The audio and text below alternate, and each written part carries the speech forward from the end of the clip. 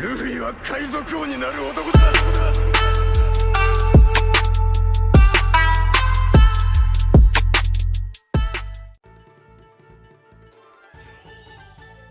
Fala galera, sejam bem-vindos a mais um vídeo no canal Supernovas, o canal favorito do Eiichiro Oda. E sejam bem-vindos a mais um Supernovas Respondem, aquele vídeo que a gente pega as perguntas que vocês nos mandaram lá no Instagram e na comunidade do canal e responde aqui em vídeo. Esse vídeo tá muito interessante porque tem diversas teorias não só sobre o capítulo passado, quanto sobre os eventos que vão se suceder no arco de Egghead e no flashback de God Valley. Esse vídeo tá muito interessante, então fique com a gente até o final para ver todas as perguntas e as nossas respostas. E se você gosta do nosso conteúdo, já deixa o like aí pra fortalecer. E sem mais enrolação, vamos direto pra primeira pergunta.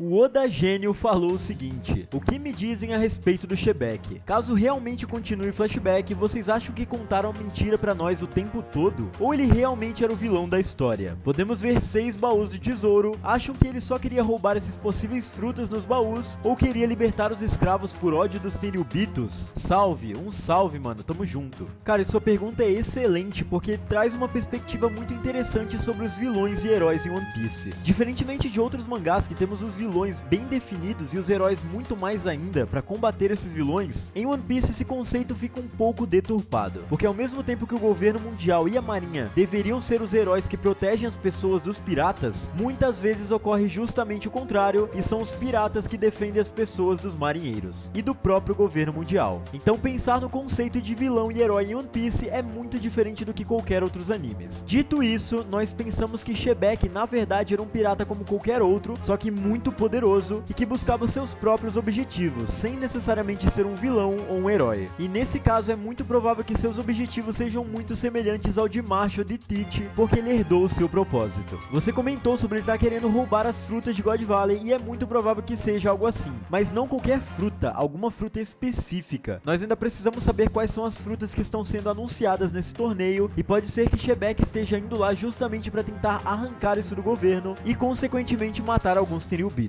Seu sonho de ser o rei do mundo passa justamente pela sua ganância de poder absoluta, e isso pode cruzar o caminho de alguma fruta mega poderosa, como por exemplo a Yami Yami no Mi. Imagine se a fruta que Shebeck está procurando em God Valley seja a mesma de Teach, e esse flashback revele por que Teach estava tão obcecado em conseguir essa fruta, e talvez diga muito sobre o real objetivo desse personagem, como por exemplo, por que ele quer se tornar uma ilha filiada ao governo mundial com Hashinozo. Talvez o Shebeck queria algo parecido por algum motivo que nós não sabemos ainda, e esse flashback pode revelar muito mais do que apenas a origem do maior pirata de One Piece, o Rocks D. Shebeck. Mas não, eu não acho que ele queria libertar os escravos por ódio aos Tenryubitos, até porque se fosse o caso, Roger não confrontaria esse personagem. Muito provavelmente Roger se aliaria a ele, na verdade, porque ele conhecia o propósito de Joy Boy, que era trazer a liberdade ao mundo. Então nós pensamos que ele é um vilão sim, mas como Teach, ele tem suas próprias ambições, e ele mata quem estiver no caminho dele para conseguir isso.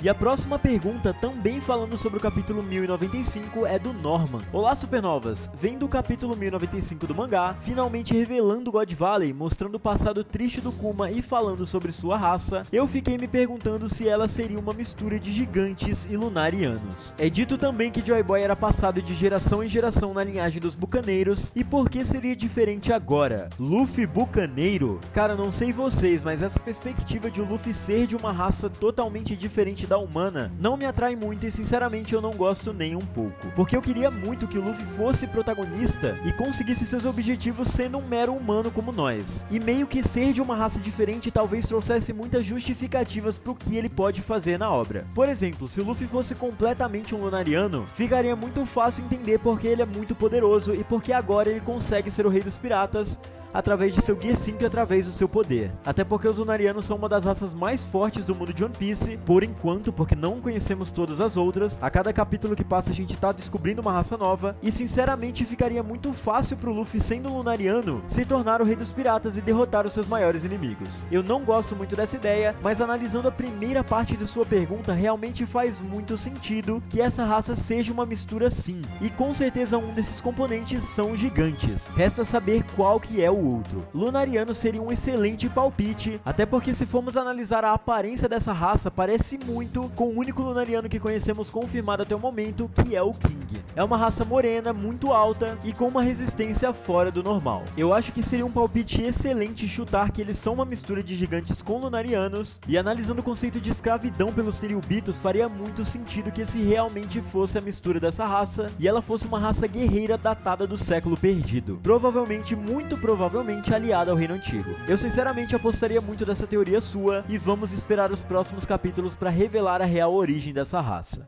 E a próxima pergunta, e uma das minhas favoritas, é a do Moisés G. Silva. Thriller Bark, antes de virar um navio, é dito ter sido uma ilha no West Blue. Será que Thriller Bark é na verdade o que sobrou de God Valley? Isso explica o Moria ter aquele monte de zumbis, inclusive os ex-tripulantes dos Rocks. Isso também pode explicar a presença daquela figura misteriosa no fim do arco, que muitos dizem ser Imu. Imu de olho em algo que sobrou de God Valley? Talvez o corpo do Shebek? O interesse do Barba Negra nos poderes do Moria não pode ter a ver com isso também?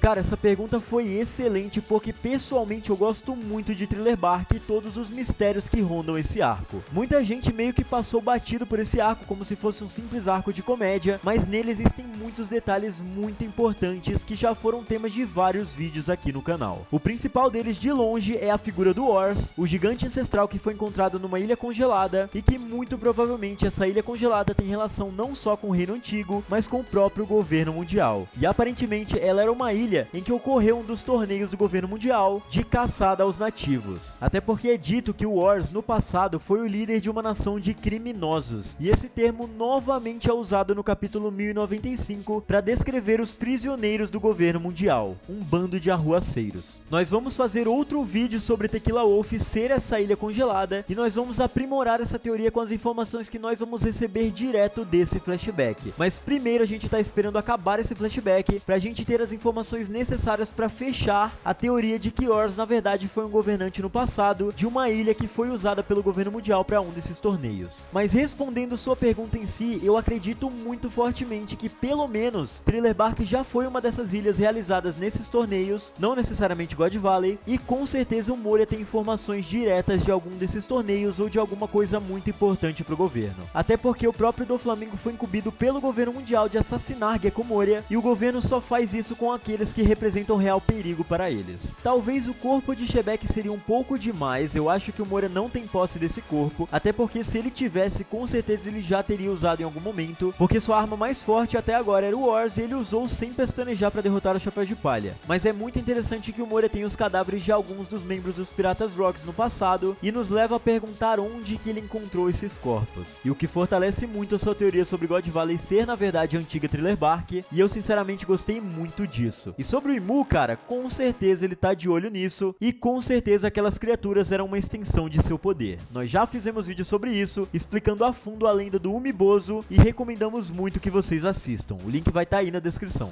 E a próxima pergunta é do Juiz. Ele falou o seguinte: sei que está longe da trama atual, mas é possível que Davy Jones apareça ainda? Quem sabe sendo o homem da cicatriz de queimadura? Ouvimos falar dele em Dave Backfight, mas até agora o mais próximo disso foi Rod Jones. Caso ele apareça, o que ele fará? Um salve. Um salve, mano. Cara, ele aparecer eu acho muito improvável, até porque é mais como uma lenda, é como se a gente dissesse que Joy Boy em algum momento iria retornar. Não alguém que herdou seu propósito, mas a pessoa do Joy Boy, o Nico original. Isso seria bem provável.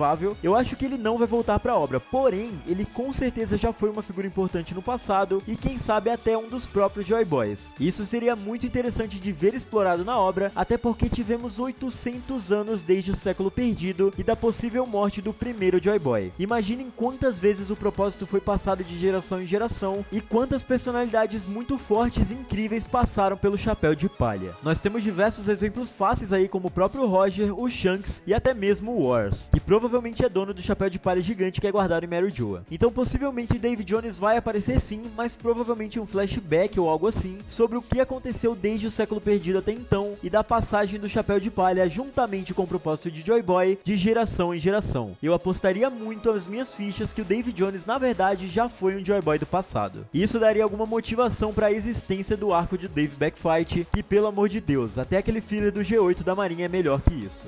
E a próxima pergunta é da Bola que Fala. Teoria: Dragon nativo e foi salvo por Ivankov. Como todo mundo foi morto, o Ivankov guarda esse segredo para ele não ser morto pela marinha. Isso nem foi uma pergunta, eu adorei a afirmação e a teoria, e cara, pra mim isso faz muito sentido. Porém, eu gosto muito dessa versão, mas eu iria além. E se, ao invés do Dragon, o nativo na verdade for Crocodile? E isso explicaria muita coisa sobre sua história, o porquê de seu segredo ser guardado por Ivankov, qual é a relação entre esses dois personagens, o que não faz o menor sentido se formos parar pra pensar. Muitos teorizam na verdade de Crocodile ser uma mulher original e ele ter trocado de sexo por Ivankov, porém essa teoria sozinha é muito rasa, não seria motivo suficiente para o Crocodile ter tanto medo do Ivankov revelar o seu segredo. Mas se adicionarmos isso a uma possibilidade de fuga da ilha de God Valley, e para ele fugir, o Ivankov teve que trocar ele de sexo para ele não ser reconhecido pelo governo mundial, seria muito genial por parte do Oda e faria todo sentido e complementaria uma das teorias que aparentemente é um meme pela comunidade de One Piece, mas que na verdade é um golpe de mestre de Eiichiro Oda. Eu gosto muito dessa versão da teoria sobre o Crocodile ser o verdadeiro nativo que foi salvo pelos revolucionários, e isso justificaria muita coisa até mesmo no arco de Marineford, que ele lutou ao lado de Luffy em diversos momentos para salvar sua vida e também esteve no dia da execução de Gold Roger, porque de alguma forma ele acredita no propósito desses piratas e ele sabe o verdadeiro lado sombrio do governo mundial. Mas mesmo assim ele continua sendo um pirata que busca pelo poder absoluto, e não julgo, sinceramente ele viu muita coisa, não tem como julgar um pirata como esse. Mas a sua versão da teoria é muito boa, só não sei se bateriam as datas e as idades dos personagens com ela, mas com certeza isso vai ser revelado muito em breve pra nós, e nós vamos ter pouco tempo pra teorizar sobre isso, até porque o Oda aparentemente tá com pressa de revelar os eventos mais grandiosos de seu mangá.